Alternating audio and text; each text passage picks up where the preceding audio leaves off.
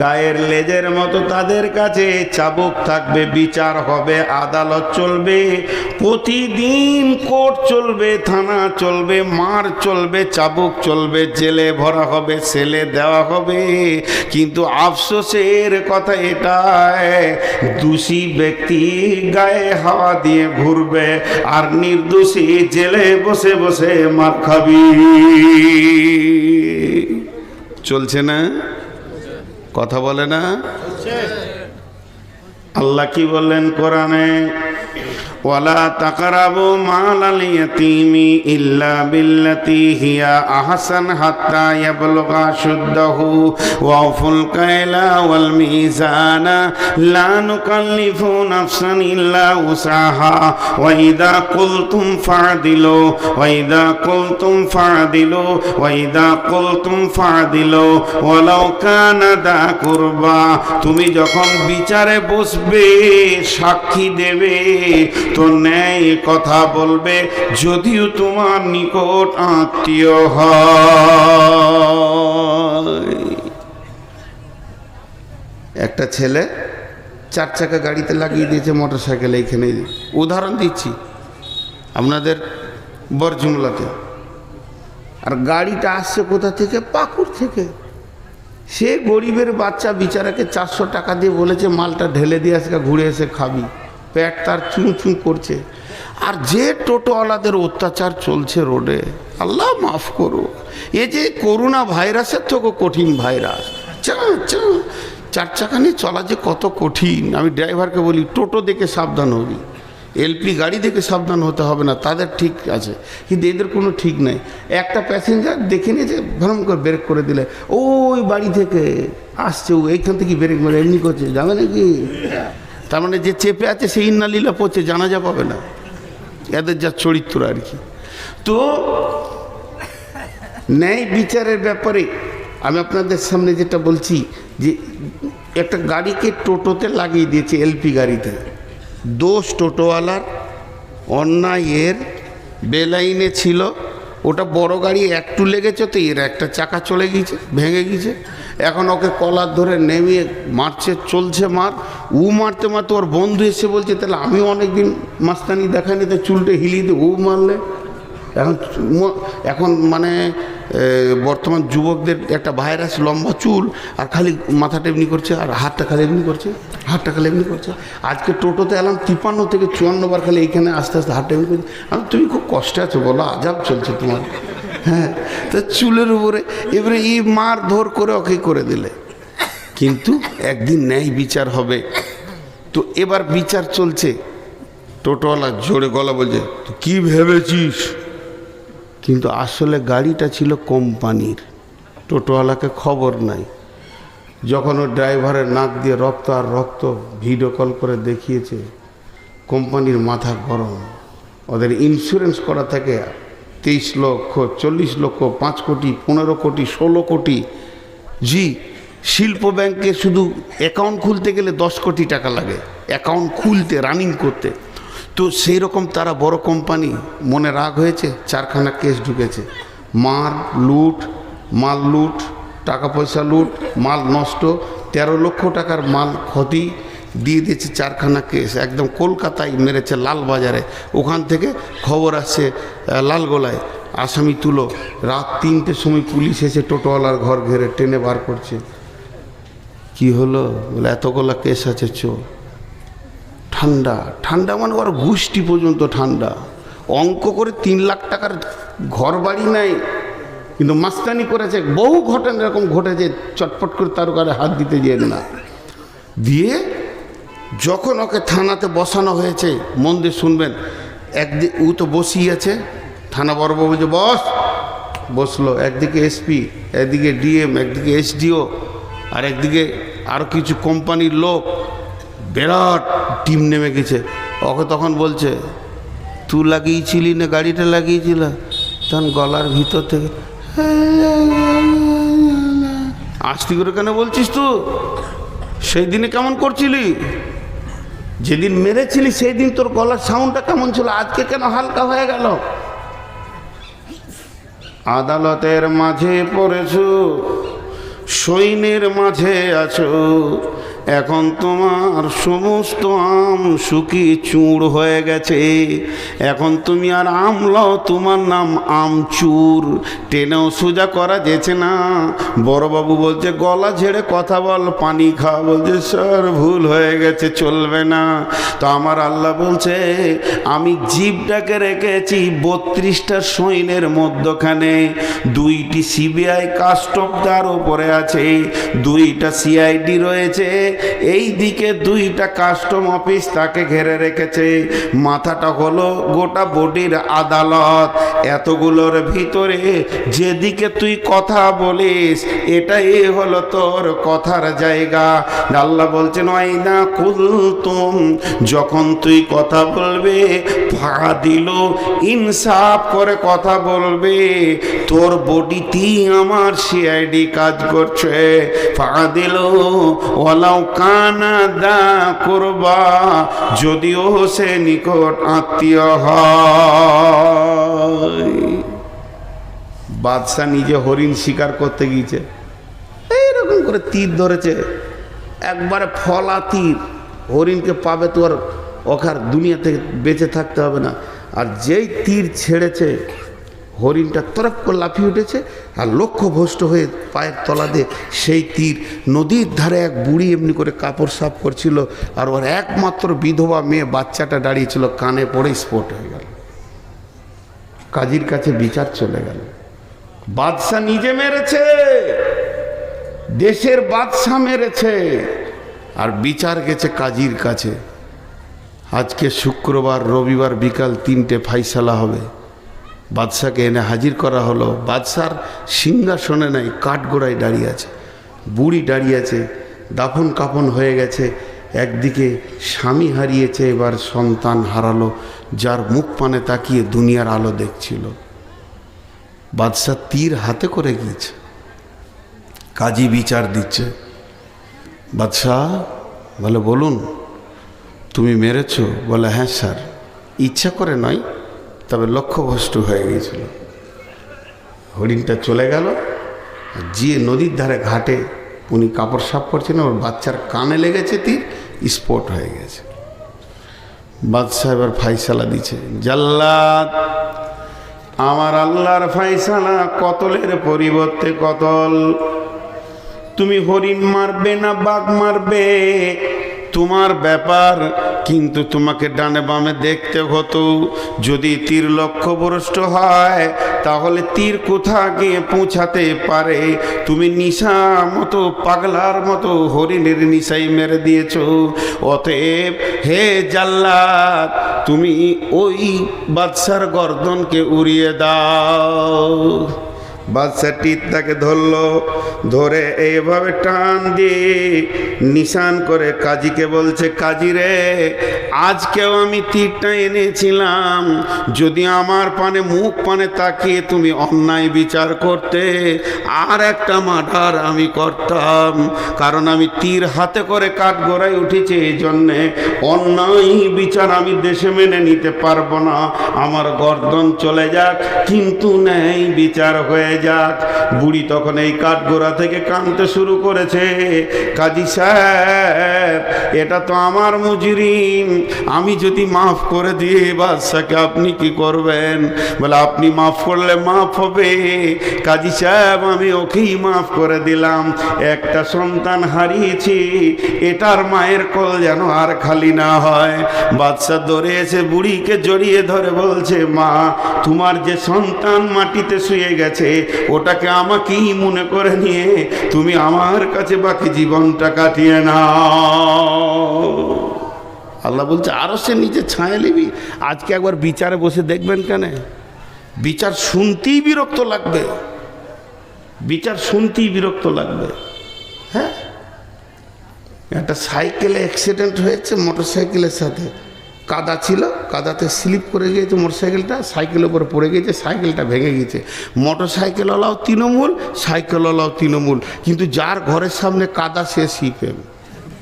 বিচার হচ্ছে ও কাদা করেছিল কেন, টাকা ওকেই 10,000 লাগবে। সে বিচারা জানের ভয়ে 10,000 টাকা দিয়ে খালাস পেল। আমাদের এখানে সব জজ বসে আছে, যতগুলো বসে আছে জজ। 1 পয়সা দিছে না রে। হ্যাঁ, এরা যে কাঁদার ধারে বসে 1 পয়সা দিছে না। জি, শুধু ন্যায় বিচার নিয়ে কথা বললে অনেক কথা চলে আসে। নাম্বার 2 নম্বরটা কে যা ওই আরশের ছায়াতে থাকবে, সেই 2 নম্বরটা হলো ওয়াশাবুন নাসা ফি ইবাদাতিল্লাহি তাআলা। ওই যুবক, ওই যুবতী যে যৌবন কালটা আল্লাহকে দিয়ে দিয়েছে, আল্লাহর প্রেমে ব্যয় করেছে। যুবতীকে যেখানে যৌবন ক্ষয় করতে বলেছে ওখানেই ক্ষয় করেছে, আর যুবকরাও ওই জায়গায় যৌবনকে কাটিয়েছে। যুবকের যৌবনে 2টি ডিউটি, আর যুবতীদের যৌবনে 1টা ডিউটি। যুবতীদের যৌবন, যুবকের যৌবনে পুরুষের যৌবন কাল 2টি কাজ করবে। একটা কাজ করবে কে? সে ইনকাম করবে, যেখানেই থাকবে হাজুরে হালাল পয়সা নিয়ে সে জমা করবে। আল্লাহ বলেছেন ফাইদা কুদিয়াতিস সালাতু ফান্তাসিরু ফিল আরদি ওয়াবতাগু মিন ফাদলিল্লাহি ওয়াযকুরুল্লাহা কাসীরান লাআল্লাকুম তুফলিহুন। আমার মতো সুগারের রোগীটা মসজিদে বসে বসে বসে বসে আসর থেকে মাগরিব পর্যন্ত যদি সুবহানাল্লাহ আলহামদুলিল্লাহ বলে, যে নেকিটা পাবে। একটা যুবক যদি শুধু একটা মাল সেল করার জন্য বেরিয়ে যায়, সে যে ইনকামটা করবে, যদি ও রাস্তার ধারে বলে 4 আনা 4 আনা 5 টাকা 5 টাকা, মানে চিড়ে বাদাম বিক্রি করছে 5 টাকা 5 টাকা 5 টাকা 5 টাকা 5 টাকা, মুখ দিয়ে কুল হলো ইন্না আতাইনা নয়, 5 টাকা 5 টাকা 5 টাকা 5 টাকা। এই যে মুখ দিয়ে বলছে লিবেন ভাই আপনি খান, আপনার ছেলে মেয়ের জন্য নিয়ে যান, এই যে ওর মুখটা চলছে। আর আমি মসজিদে বসে বসে সুবহানাল্লাহ সুবহানাল্লাহ সুবহানাল্লাহ, আমার থেকে লাখো গুণে বেশি নেকি পাবে। তসবিহ করাটা হলো সুন্নত নফল, কিন্তু হালাল উপার্জন করা হচ্ছে ফরজ। এটা কোরআনের হুকুম, ফরজ আইন। হে যুবক, তুমি যৌবন কালে ইনকাম করবে, আর কি করবে যৌবন কালে? ওয়াল হাফিজুনা লিহুদুদিল্লাহ, আল্লাহর কোরআনের হিফাজত করবে। যেখানেই শুনতে পাবে কোরআনের বিরুদ্ধে কাজ চলছে, জান দিব না হলে জান নিয়ে নিব। ইউকাতিলুনা ফি সাবিলিল্লাহি ফায়াকতুলুনা ওয়া ইকতালুনা, হয় কতল করব না কতল হয়ে যাব, আল্লাহর জমিনে বেঈমানি করতে দিব না। যুবক তুমি উঠে দাঁড়াও, 2টি তোমাদের কাজ। আর যুবতীরা কি করবে? কুল্লিল মুমিনাতি ইয়াগুদুদনা মিন আবসারিহিন্না ওয়া ইয়াহফাজনা ফুরুজাহুন্না। মেয়েদের যৌনাঙ্গ, মেয়েদের শরমগাকে কেন্দ্র করে আমার রব কোরআনে বেশ কয়েকটা আয়াত নাজিল করেছেন। আম্মা জানা এসাকে পাক করতে গিয়ে 11খানা আয়াত নাজিল করেছেন। হযরত মারিয়ামের পবিত্র ঘোষণা করতে গিয়ে বেশ কয়েকটা আয়াত নাজিল করেছেন। এবং আমার রব সারা পৃথিবীর যত মুমিন আছে, আল্লাহ ওয়ালি আছে, এদের যৌনাঙ্গকে এক জায়গায় করে বলেছে তোমরা এটাকে হেফাজত করো। এটা যে কত দামি জিনিস। আমার পৃথিবীতে যত নবী, যত মাওলানা, যত মুফতি, যত বক্তা, যত মাদানি, যত কারি, যত হাফেজ, যত শহীদ, যত নবী, যত আম্বিয়া এসেছে, ওটার ভিতর দিয়ে পৃথিবী দেখেছে। আল্লাহ বলেছেন সুম্মা সাবিলা ইয়াসসারা, তোমাদের মায়ের রাস্তা তোমাদের জন্য আসান করে দিয়েছি, এর জন্য পৃথিবীর আলো দেখেছ। হে আমার মায়ের দল, লুচ্চাদের পাল্লায় পড়ে তুমি এত দামি জিনিসটাকে নষ্ট করে দিও না। আল্লাহ তাবারাক ওয়া তাআলা তাআলা বিশ্ব যুবতীর জন্য একটা বাটখারা রেখেছেন হযরতে মারিয়াম, তাকে নবুয়তি টাইটেল দিয়েছেন আলাইহাস সালাম। সেই মারিয়ামের ব্যাপারে আল্লাহ বলছেন ও মারিয়াম ইবনাতা ইমরানা আল্লাতী আহসানাত ফারজাহা ফানাফাকনা ফীহি মির রূহিনা ওয়া সাদ্দাকাত বিকালিমাতি রাব্বিহা ওয়া কুতুবিহি ওয়া কানাত মিনাল কানিতিন। বিশ্ব যুবতীর দল রে, তোমরা মারিয়ামকে দেখে লক্ষ্য করে পা ফেলো, সে তার শরমগা এবং গোটা বডিটার এমনই হিফাজত করেছিল। আমি রব তার ভিতর থেকে দামি গোলামকে নিলাম এবং মা বেটাকে কিতাব দিয়ে ধন্য করলাম। আজ যদি কোনো যুবতী বুকে হাত দিয়ে সতীত্বের গ্যারেন্টি দিতে পারে, শুধু যৌনাঙ্গ নয়, তার দাঁতের হাসিতে, চোখের চাওয়ানিতে কোনো পুরুষ যেন, হালাল পুরুষ যার সঙ্গে বিয়ে হালাল আছে, সে যেন আনন্দ না পেয়ে যায়। যদি তা পেয়ে যায়, মা তুমি বিক্রি হয়ে গেলে, তোমার দেহে আর কোনো মূল্য থাকলো না। এর জন্য যুবতীদের একটাই ডিউটি, সে শরমগায়ের হেফাজত করবে, আর পুরুষরা দুইটি ডিউটি করবে। একদিকে ইনকাম করে সংসার চালাবে, অন্যদিকে দিনের হেফাজত করবে। আমার নবী বলছেন ওয়াশাবুন নাসা ফি ইবাদাতিল্লাহ, ওই যুবক যুবতী আল্লাহর রহমতের ছায়াতে কোটা লেগে যাবে, যার যৌবনকাল আল্লাহর হুকুমের ওপরে চলেছে। আর 15 মিনিট পানি খায় আর একবার।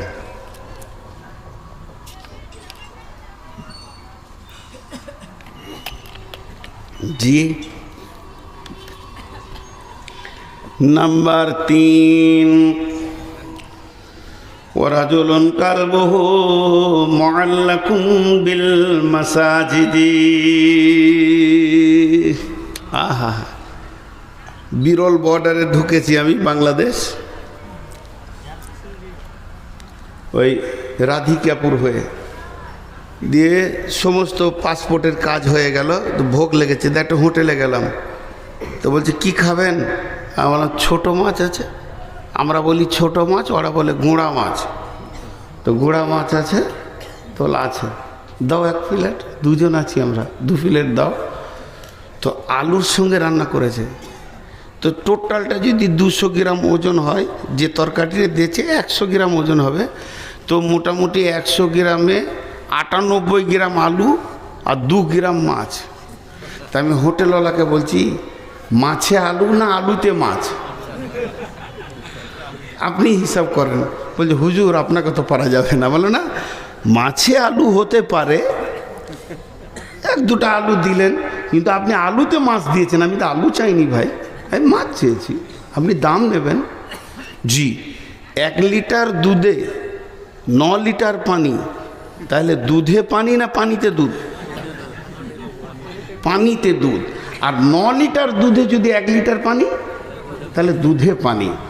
তো আমাদের জীবনটা হবে মসজিদওয়ালা দুনিয়া, কিন্তু হয়ে গেছে দুনিয়াওয়ালা মসজিদ।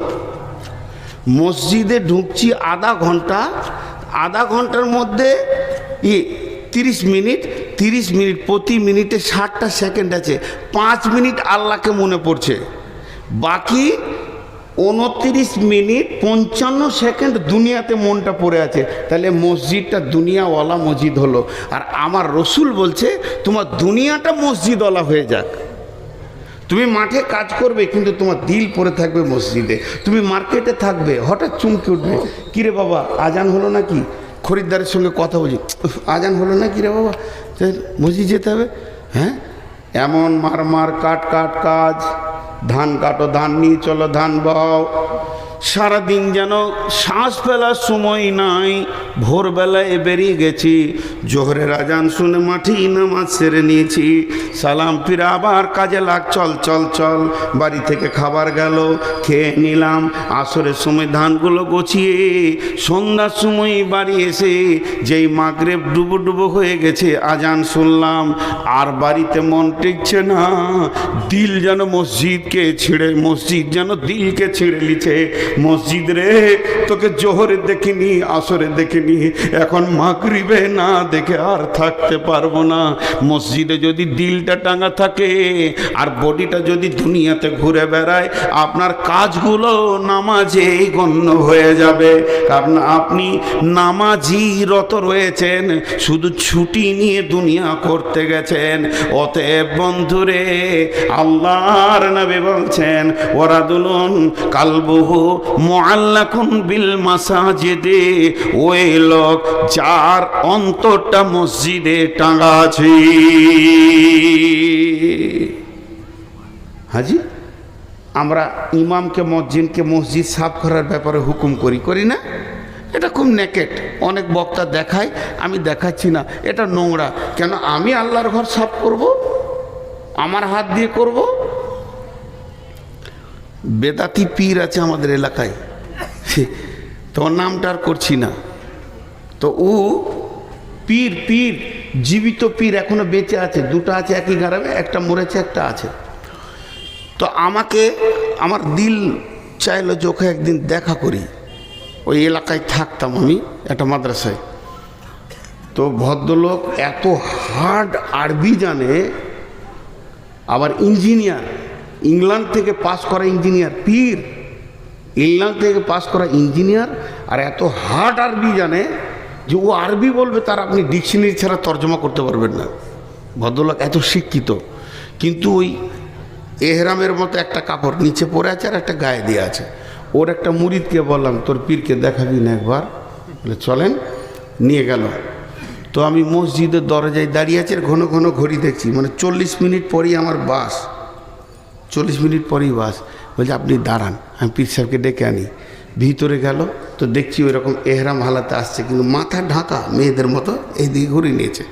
তো চুলটা দেখার আমার খুব শখ ছিল, শুনেছি ওর চুল নাকি 2 হাত, কিন্তু দেখতেই পেলাম না। তো দেখার খুব শখ ছিল, টেনে তো খুলতেও পারছি না। তো অনেক উঁচু শিক্ষিত মানুষ, সে খবর আমি জানি। উনি আসলেন, আমি বলছি না যে এটা ভালো কাজের লাইন। তো এসে আমি এক হাতে মুসাফা করলাম, উনি এক হাতে মুসাফা করলেন। আসসালামু আলাইকুম। ওয়ালাইকুম আসসালাম। কি বাবা নূর মোহাম্মদ? আমার নামটা আগে থেকেই জানে বা ও বলেছে ওর মুরিদ। আমি অনেক দিন থেকে ভাবছি হয়তো তুমি একবার দেখা করবে, তো এতদিন পরে এলে। আমার সাথে ওর বয়স আসমান জমিন পার্থক্য, উনি মুরব্বী। তো বললাম জি আমি দাঁড়িয়ে আছি। তো চট করে মসজিদে উঠি, একটা মসজিদের মুসল্লাকে এনে আমাকে বলছে বসো, আর ঝাঁটাটা নিয়ে মসজিদ ঝাঁট দিতে শুরু করলো। আমি বলছি হুজুর আমাকে দেন। বলছে না, তুমি মেহমান, তোমাকে দেওয়াটা আমার ঠিক হবে না, এটা তো রসুল দেননি মেহমানকে, আমাকে তোমার ইজ্জত করতে হবে। আমাকে তুমি বলছে বয়স হিসেবে। বসলাম, আমি বললাম প্রথমেই বেয়াদবি মাফ করবেন, আমার গাড়ি আর 40 মিনিট, অল্প সময় দিব, কিছু আমাকে বলেন। তো কথা শুরু করলো যে আজকের দিনে এখন তোমার সঙ্গে আমার দেখা হবে এবং অল্প সময় টাইম দেবে, আমার কিছু মনে করার নাই, এটা ফয়সালা আসমান থেকে এসেছে, আল্লাহর ফয়সালা। তো মা বাপের সঙ্গে ভালো ব্যবহার করবে, প্রতিবেশীর সঙ্গে ভালো ব্যবহার করবে, আল্লাহ রসুলের সুন্নতের পাবন্দির উপরে জীবন কাটাবে, ফরজ হুকুম ছেড়ে দিও না, আল্লাহ তোমাকে ঠিক কামিয়াবের জায়গায় পৌঁছাবে। এই কথা বললেন, তারপর আমি চলে আসলাম। ওর সঙ্গে আর আমার দেখা নাই। তো ওর কাছ থেকে এই ইলমগুলো পেয়েছিলাম ওর মুরিদের কাছ থেকে, শরীয়ত, তরিকত, হাকিকাত, মারিফাত, তান্ত্রিক, তামাসিক, যান্ত্রিক, রাজসিক, এই রুটের লাইনে যে কথাগুলো ওখান থেকে উদ্ধার করেছিলাম অনেক। তো খুব নোংরা জায়গা আছে ওখানটা, খুব নোংরা আছে, আপনারা শুনে ভালো মনে করলেন, খুব নোংরা আছে। কিন্তু আমি এই কথা বলতে বলতে এত দূর এলাম কেন, যে একটা আন্তর্জাতিক পাস করা ইঞ্জিনিয়ার, ও পীর হোক আর না হোক, এটা তো পাস করে এসছে ইঞ্জিনিয়ার, মসজিদে উঠি প্রথমে ঝাঁটাটা হাতে করে ঝাঁট দিতে লাগলো, কারণ ওর হৃদয়ে মসজিদের মহব্বত আছে। আর আমরা মসজিদে ঢুকে খক থু, এবার জানলাতে লম্বা হয়ে ঝুলছে, সে ঝুলছে তো ঝুলছে, ওটা ওর সাফ করারই কোনো নিয়তি নেই, অথচ এটা আল্লাহর ঘর। আর মা বোনেরা গোটা ঘরে যেটা ঝাড়ু দিয়ে জমা হবে মাল, ওটা নিয়ে যে মসজিদের পাশে ঢেলে দিলে, মসজিদকে নোংরা করে রেখেছে। মসজিদ এত সুন্দর হয়ে থাকবে, আপনার একটা বাড়ি, আমার একটা বাড়ি, আপনার একটা বাড়ি, ইনার একটা বাড়ি, ওনার একটা বাড়ি, গোটা গ্রামে 300 জনের 300টা বাড়ি, আর 300 জনের একটা বাড়ি। তাহলে বলেন ওখানে ময়লা থাকে কি? 300 জন যদি নিয়ত করে আল্লাহর ঘরে ঝুল হতে দিব না, আল্লাহর ঘরে ভিতর কেন বাইরে তো দাগ লাগতে দিব না, একটু ময়লা লাগতে দিব না, আমি সুন্দর করে ঝেড়ে দিব। আল্লাহর নবী বলছেন ওয়ারাদুলুন কালবুহু মুআল্লাকুন বিল মাসাজিদি ফিল মাসাজিদি, ওই লোক আরশের ছায়াতে থাকবে, রহমতের ছায়াতে থাকবে, যার হৃদয়ে মসজিদের মহব্বত আছে। হ্যাঁ, শুনো শুনো ইয়া ইলাহি, শুনো আমার মোনাজাত। জি, তুমি মসজিদেরই ঝাড়ু বারদার করো আমারে হাত। আজকে সকলে একটা নিয়ত করি, যখনই সময় পাবো মসজিদ পরিষ্কার করব ইনশাআল্লাহ। আর আজ থেকে 5 ওয়াক্তের নামাজ ছাড়বো না ইনশাআল্লাহ। আর সামনে রোজাতে রোজা রাখবো ইনশাআল্লাহ। বাস হয়ে গেল। একটু তো মসজিদ এটাই চাইছে, মসজিদের দিলটা পড়ে আছে মানে আমাকে মসজিদে সলাত আদায় করতে হবে, মসজিদের জন্য আমার প্রাণ চলে যাবে। জি, 3 নম্বর হলো, 4 নম্বর রাজুলানি তাহাব্বা ফিল্লাহি ইজতামা আলাইহি ওয়া তাফাররাকা আলাইহি। আমার নবী বলছেন তোমার আরশে কোটা লেগে গেছে, রহমতের ছায়াতে তোমার রিজার্ভেশন লেগে গেছে। হা হুতাশ করো না, পস্তাতে হবে না। যদি আল্লাহর জন্যে ভালোবাসা করো আর আল্লাহর জন্যে যদি ছাড়াছাড়ি করো, তবে তুমি রহমতের ছায়াতে জায়গা পাবে। মুশরিক জান্নাতে যাবে, দেখছো আর উত্তর দেয় না। মুশরিক জান্নাতে যাবে,